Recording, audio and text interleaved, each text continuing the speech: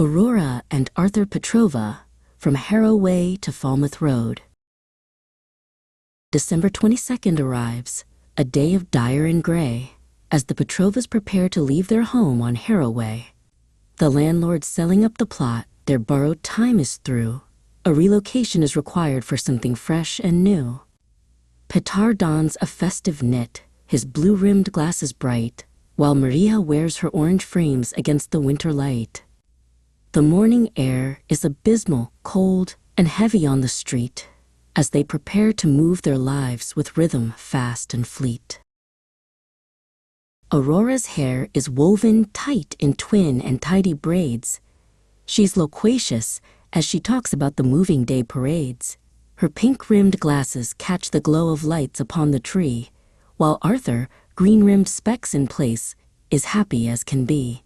The boy is nearly 10 years old, a homeschooled, clever lad, ecstatic for the journey and the memories to be had. They wear their Christmas jumpers, bright with glitter and with gold, defying the initial chill of Essex winter cold. Harrow the Dalmatian stands with elegance and pride, with Kiev, the ginger tabby cat, closely by her side. The logistics are outrageous, Harrow says in formal tone.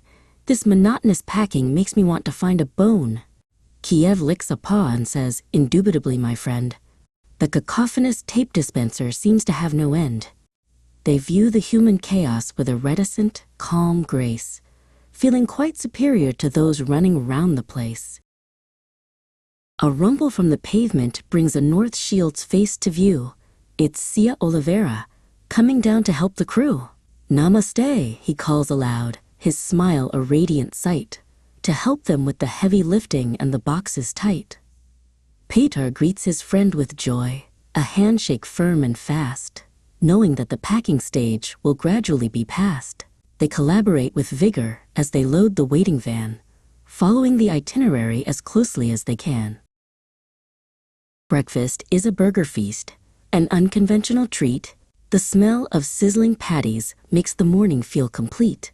This is the antithesis of cereal, Arthur cries, with a look of pure elation in his green-rimmed, joyful eyes.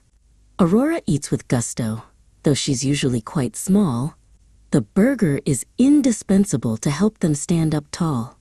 The sizzle and the pop are like a kitchen symphony as they fuel their busy bodies for the coming odyssey. Maria moves with quiet care in orange-colored clothes, concealing scars from boiling heat that only the family knows. She'd accidentally tipped a pot when she was just a child, an incident that left a mark, though she is now quite mild. She avoids the Balkan moussaka, a dish she cannot bear. The memories of the kitchen stove still linger in the air. While others crave the aubergine and meat in layers deep, she prefers the fish and chips that make her spirits leap. Dobre, Petar mutters as he tastes the moussaka. Thikai, says Sia, nodding as they talk from near and far. The spices are reminiscent of a home they used to know, as the gray December clouds begin to gather and to grow. Maria eats her flaky cod, a golden salty prize, with vinegary chips that bring a twinkle to her eyes. Proper lovely this, she says, in dialect so sweet, enjoying every morsel of her Essex-favored treat. Peter hauls the rubbish to the bin with a relentless pace. He wants to eliminate the junk from out the living space. A broken mug tree hits the bottom with a plastic clatter, followed by a black guitar, whose strings no longer matter. It only has one string left, a redundant, lonely wire. That guitar's an eyesore, Petar shouts with inner fire. Arthur watches as his father thwarts the clutter in the hall, obliterating items that were leaning by the wall. The children find a moment now to refrain from the task. In the glow of flickering television screens, they bask. On Nick Jr. and Nicktoons, the cartoon figures leap, providing entertainment while the shadows start to creep. Aurora's face is glowing as the bright animations play, a momentary escape from the toil of moving day. The bicker and the squabble of the morning fade away, as they watch the silly stories and the characters at play. But then a thought occurs to her, a precarious concern, a question for which Aurora's heart begins to ache and burn. Will Father Christmas find us? She asks with a petulant sigh, a look of distraught worry in her pink-rimmed, glassy eye. Arthur tries to reassure her. Don't be so infantile. He's got a GPS for kids. He'll find us in a while. Maria joins them on the floor to admonish every fear, reminding them that Christmas magic is always drawing near. The pathetic fallacy begins as rain starts falling down, a weeping, sibilant drizzle on the rooftops of the town. The weather is appalling, Harlow says with a disdain. I loathe the way the dampness seems to penetrate the brain. Kiev curls his ginger tail and lets out a tiny hiss. A sunny window ledge is what I'm surely going to miss. The wind begins to mimic a low and ghostly moan as the family prepares to leave the only home they've known. Night begins to fall as they prepare the final stage, the penultimate chapter of this moving story page. They buy some greasy kebabs for a quick and easy bite, eating on the boxes in the dim and dusty light. The garlic sauce is pungent, the chili is a sting, as they talk about the future and what the move will bring.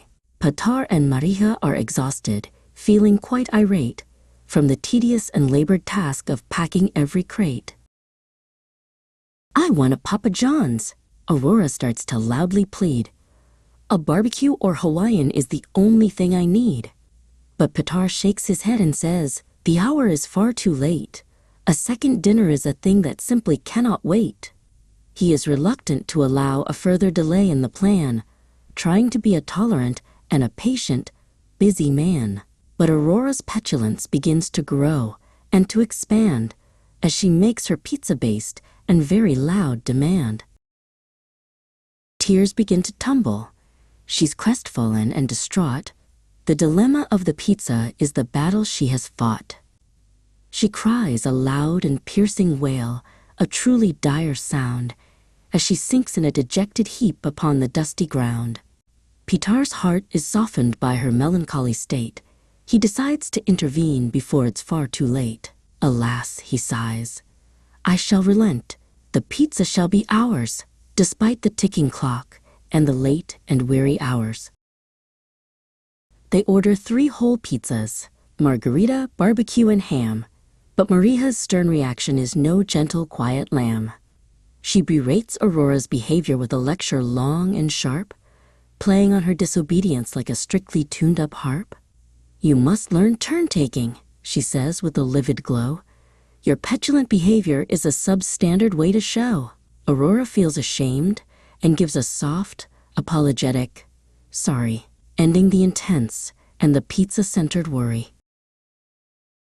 They eat 1 slice of margarita, a cheesy, doughy delight, before it's time for Sia to depart into the night.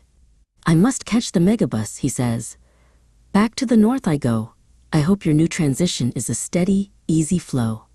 Namaste, they call to him as he walks down the street, his mission of collaboration finally complete. Petar watches his old friend leave, a shadow in the rain, feeling both a sense of loss and a sense of moving gain. The BMW 3 Series is loaded to the hilt with every precious memory and the life that they have built. Petar starts the engine with a low and steady vroom as they leave the empty house and every silent room. Goodbye, number 18, Arthur shouts with all his might as they pull away and vanish in the darkness of the night. The car is a sanctuary, a warm and metal shell, as they say their final and their bittersweet farewell. The drive through Chelmsford City is a monotonous affair, with the sibilance of tires on the roads that they must share. Maria sits in silence, her orange glasses on her face, as they navigate the distance to their new and foreign space. Aurora's eyes are heavy. The excitement starts to wane as the pathetic fallacy of rain beats on the pane.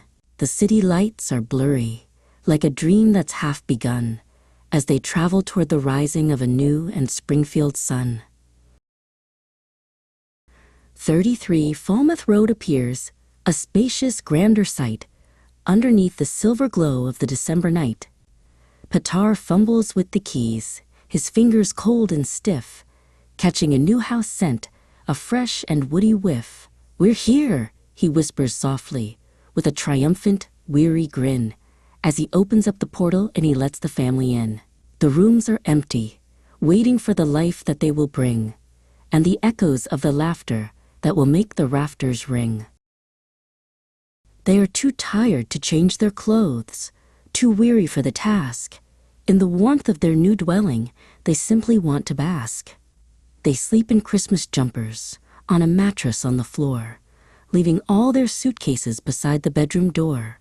Petar takes a tattered book and reads of Cinderella's ball, as the silence of the evening settles deep within the hall.